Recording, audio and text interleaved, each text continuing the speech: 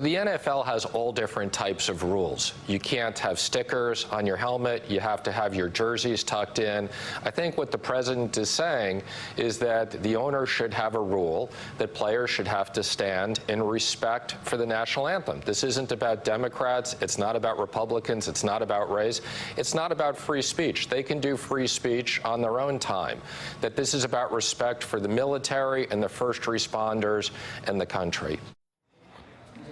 Joining me now is the inimitable representative from California, Maxine Waters. Congresswoman Waters, thank you so much for being here for your moment, our moment of Maxine. So what do you make of this idea? You now have a member, not just the President of the United States, essentially ordering NFL team owners to fire or suspend their players if they won't stand for the national anthem. And now a member of his administration, Steve Mnuchin, has come out, and he's supposed to be doing budget stuff, has come out and doubled down on that. Your thoughts?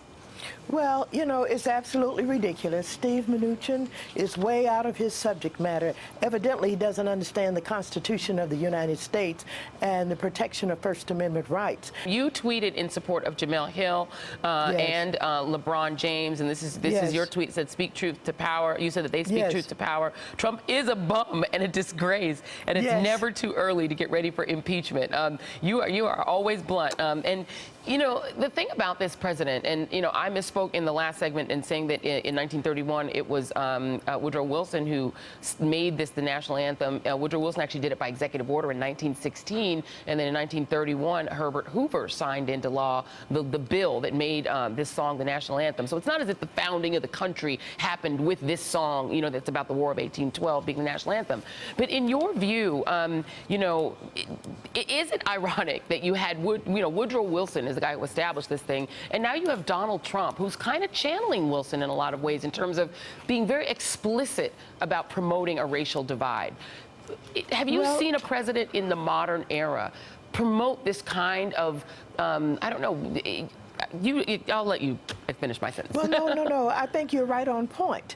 And I've said all along that, you know, I really believe that this is the most deplorable person that I have ever met, seen, or witnessed, let alone run for and become president of the United States of America. It is absolutely outrageous and dangerous what he's doing. He started dog whistling to that constituency during the campaign and started his division. And don't forget, Bannon said, when it's about race, we win, because they frighten people, they play into racism, they do what every other president either has attempted not to do or at least showed some signs of, you know, trying to bring people together or not divide. But he is about division. He is about signaling to that core group of his that this country that he wants to make great again is all about making it white. And it's all about saying to them that your troubles, your problems are caused by those people. I'm going to put a travel ban on people who we won't let into the United States of America because they're the ones who are undermining your efforts to do well. He's pointing now to the NFL. We know that the majority of these players are African Americans, and we know what he is doing. We're not tricked or fooled by him in any shape, form, or fashion. And someone said, how is it he can never criticize Putin or the Kremlin or Charlottesville and those KKK, nationalists, supremacists, etc. And here he is strongly criticizing, you know, football players and NFL players. And so it's clear. We know who he is. He's defined himself. What are we going to do about it?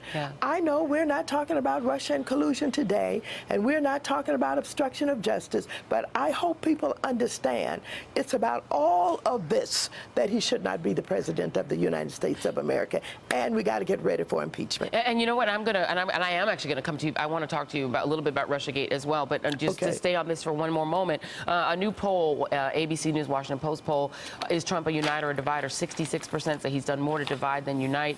28% says he's done more to unite than divide. I think that's pretty definitive. Jamil Hill also tweeting about Donald Trump. Just so we're clear, the president's comments will only incite more player protests, not quell them. And, you know, we raised the question in the last panel, is what happens, Congresswoman, if one of Trump's supporters, which he does whip up into these frenzies at his rally, sometimes violently so, what if there's an incident that happens on a field? If you know, somebody decides to, you know, go after either verbally or otherwise one of these players, I'm wondering if there's a role for Congress here and censure. During the Clinton presidency, we had a lot of talk about censure.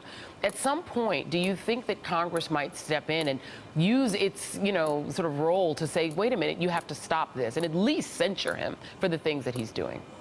Well, you know, I don't know exactly what can be done or even what should be done.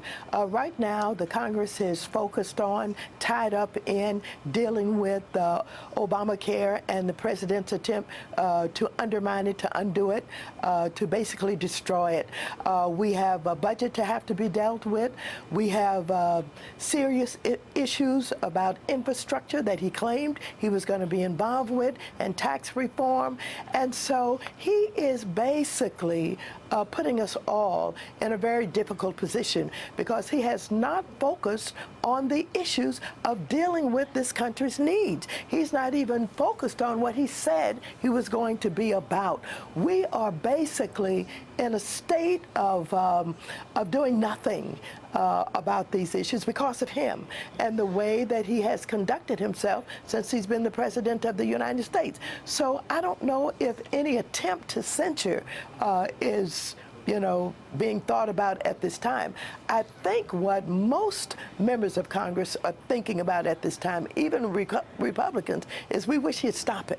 We just wish he'd stop this division and stop this tweeting and stop goading Kim Jong-un in Korea, North Korea. We just wish that he would stop it so we could get on with the business of good public policy and legislating in the way that we should be doing. Yeah, and now I do want to talk about Russia with you, Congresswoman. You recently said, you were quoted in The Hill as saying, I guarantee Trump is colluding with Russia. And you said that in the present tense. Do you believe that this president has in mind to further the interests of Putin's Russia even now after the election?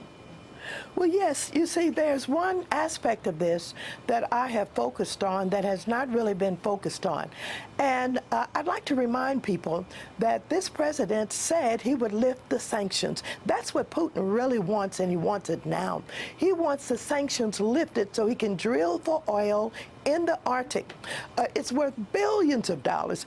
This is what Tillerson wants him to do. Tillerson negotiated the deal for Exxon.